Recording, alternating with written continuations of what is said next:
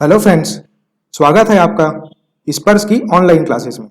Current affairs के इस video series में आज हम खेल संबंधी तथ्यों पर चर्चा करेंगे। खेल के क्षेत्र में पुरस्कार प्राप्त किए हुए खिलाड़ी और उनसे संबंधित खेल तथा उनको दिए जाने वाले पुरस्कारों का नामकरण किनके नाम पर किया गया है, ऐसे तथ्य सीजीपीएससी द्वारा आयोजित प्रतियोगी परीक्षा में समय समय पर पूछे जाते रहे हैं। लेकिन प्रश्नों की ओर आगे बढ़ने से पहले आपका ध्यान हमारे संस्थान द्वारा चलाए जा रहे फ्री टेस्ट सीरीज की ओर इंगित करना चाहूंगा। यह टेस्ट सीरीज बिल्कुल फ्री है और स्वयं के मूल्यांकन के लिए इस टेस्ट को अवश्य ही दिलाएं। इस बारे में अधिक जानकारी के लिए डिस्क्रिप्शन में दिए गए व्हाट्सएप नंबर पर अवश्य मैसेज करें। दोस्तों, किसी भी राज्य में खेल और खिलाड़ियों के आगे बढ़ने के लिए खेल संबंधी अधोसंरचनाएं बहुत ही महत्वपूर्ण होती है। इसी परिकल्पना को साकार करने के लिए छत्तीसगढ़ राज्य ने खेलबो जीतबो गढ़बो नवा छत्तीसगढ़ का ध्येय वाक्य अपनाया है। आज की इस चर्चा में हम देखेंगे कि खेलों को बढ़ावा देने के लिए कहां पर नवीन स्टेडियम या मैदान बनाए गए हैं और वहां पर कौन कौन से खेलों को प्रोत्साहन दिया जा रहा है। इसी प्रकार की अधोसंरचनाओं को हम जिलेवार श्रेणी में पढ़ेंगे। इस लिस्ट में पहला है रायपुर जिला में। यहाँ पर देख लेते हैं कि यहाँ पर कौन कौन से स्टेडियम स्थित हैं। पहला है, जैसा कि आप सभी को ज्ञात होगा, इंटरनेशनल हॉकी स्टेडियम। अगला है रायपुर का कोटा स्टेडियम। इस स्टेडियम में एथलेटिक्स से जुड़े खिलाड़ियों को बहुत ही अच्छा प्रोत्साहन मिल रहा है और इसी स्टेडियम में सिंथेटिक एथलेटिक्स रनिंग ट्रैक भी बनाया गया है। और रायपुर के परसदा में स्थित शहीद वीरनारायण सिंह क्रिकेट स्टेडियम के बारे में आप सभी को पहले से ही ज्ञात होगा। इसमें दूसरा है बिलासपुर जिला, जहां पर जिला खेल परिसर और राज्य खेल प्रशिक्षण केंद्र बनाया गया है। यहाँ पर swimming, kabaddi, athletic, archery, martial art और फुटबॉल को प्रोत्साहन दिया जा रहा है। इस लिस्ट में तीसरा है राजनांदगांव जिला, जहां पर स्थित है दिग्विजय स्टेडियम और वहां पर बास्केटबॉल और टेबल टेनिस को प्रोत्साहन दिया जा रहा है। इस लिस्ट में चौथा नाम है दुर्ग जिला, जहां पर पंडित रविशंकर शुक्ल स्टेडियम और भिलाई में पंत स्टेडियम है। यहाँ पर भी फुटबॉल और बास्केटबॉल के खिलाड़ियों को प्रोत्साहित किया जा रहा है। रायगढ़ में स्थित है दोस्तों रायगढ़ स्टेडियम, जहां पर क्रिकेट और कबड्डी को प्रोत्साहन दिया जा रहा है। साथ ही कबड्डी और खो खो को आगे बढ़ाने के लिए कांकेर में भी स्टेडियम का निर्माण किया गया है। इस लिस्ट में अगला है दोस्तों जगदलपुर जिला। इसमें इंदिरा प्रियदर्शनी स्टेडियम, इसको अवश्य ही तौर पर ध्यान रखें क्योंकि यहाँ पर फुटबॉल को प्रोत्साहित किया जा रहा है। इसके लिए इस स्टेडियम में सिंथेटिक फुटबॉल मैदान बनाया जाएगा। कोरबा में स्थित है दोस्तों प्रियदर्शनी स्टेडियम, जहां पर आर्चरी और क्रिकेट को बढ़ावा दिया जाएगा। सरगुजा जिले के अंबिकापुर में गांधी स्टेडियम, जहां पर फुटबॉल को बढ़ावा दिया जाएगा। इस लिस्ट में अंतिम और सबसे महत्वपूर्ण नाम है दोस्तों जशपुर का रंजीता स्टेडियम, जहां पर तीरंदाजी को प्रोत्साहित किया जा रहा है। आगे बढ़ते हुए देखते हैं दोस्तों छत्तीसगढ़ राज्य खेल अलंकरण 2019।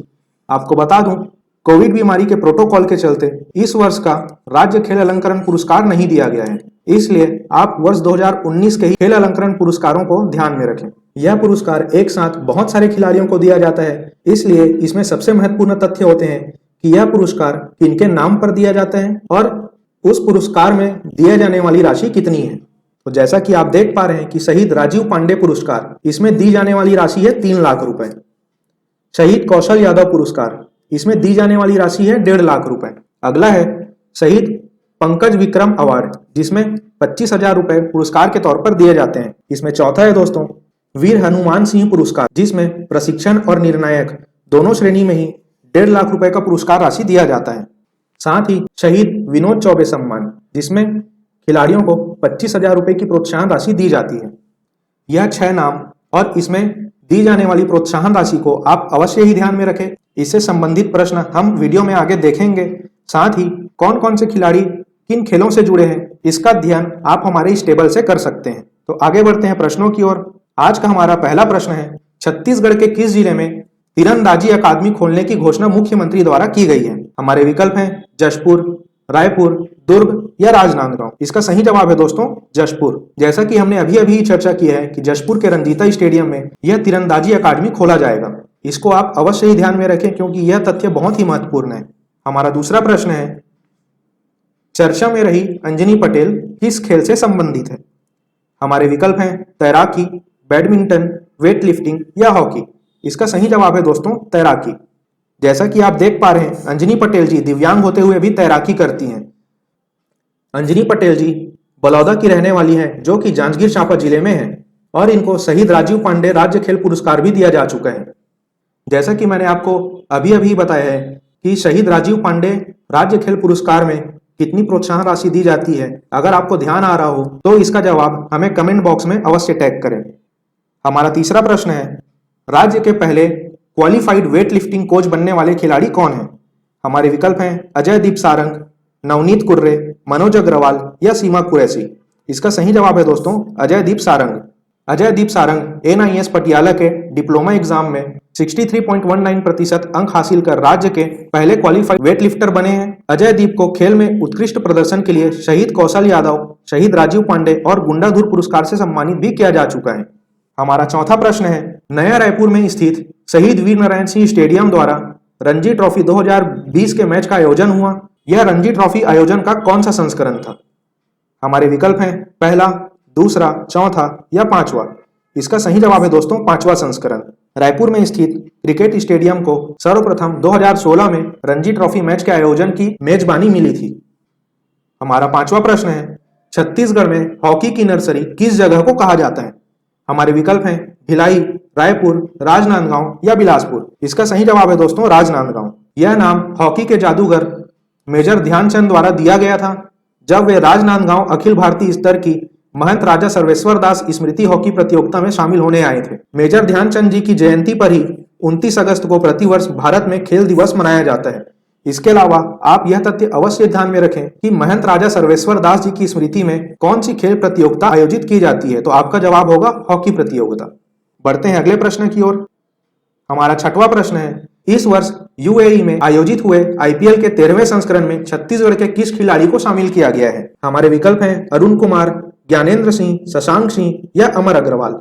इसका सही जवाब है दोस्तों शशांक सिंह। इसके अलावा आप यह भी ध्यान में रखें कि शशांक सिंह आईपीएल की राजस्थान रॉयल्स टीम से संबंधित हैं। हमारा सातवां प्रश्न है, खेल दिवस के अवसर पर राज्य के खिलाड़ियों को कितने कैटेगरी या वर्गों में खेल पुरस्कार दिया गया?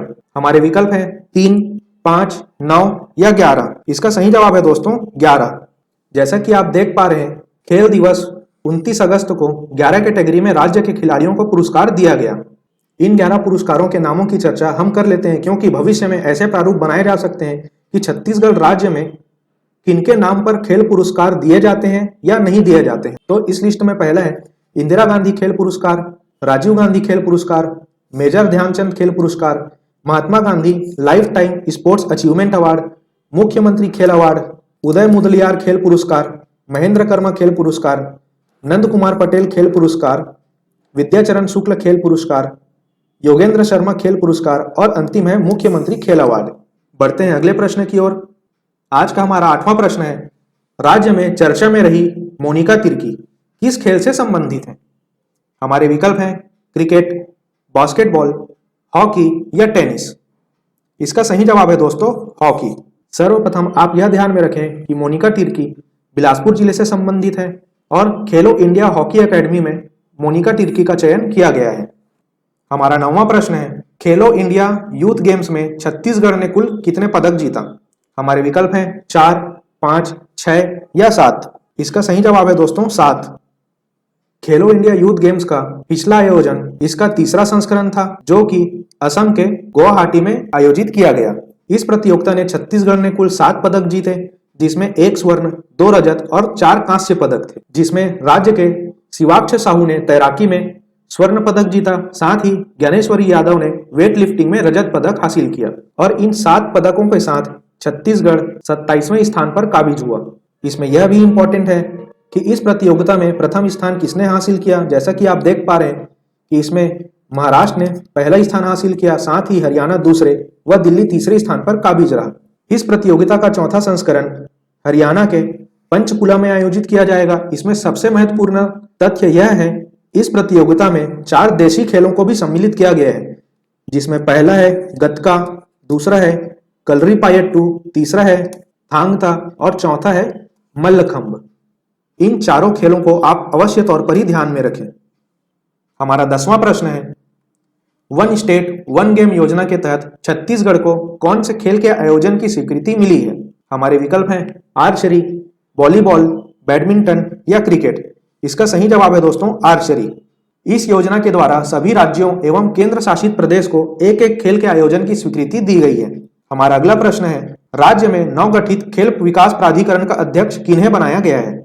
हमारे विकल्प हैं खेल मंत्री, मुख्यमंत्री, गृह मंत्री या इनमें से कोई नहीं। इसका सही जवाब है दोस्तों मुख्यमंत्री। राज्य के मुख्यमंत्री खेल विकास प्राधिकरण के पदेन अध्यक्ष होंगे। इस प्राधिकरण के उपाध्यक्ष खेल मंत्री होंगे और समस्त मंत्रीगण इसके सदस्य होंगे। साथ ही इस प्राधिकरण के संयोजक की जिम्मेदारी राज्य के मुख्य सचिव के हाथों में होगी। हमारा 12वां प्रश्न है, शहीद राजीव पांडे पुरस्कार में दी जाने वाली राशि कितनी है? इस प्रश्न का जवाब आपसे अवश्य ही बनना चाहिए। हमारे विकल्प हैं 1.5 लाख, 2 लाख, 3 लाख या 50,000 रुपए। इसका सही जवाब है दोस्तों 3 लाख रुपए।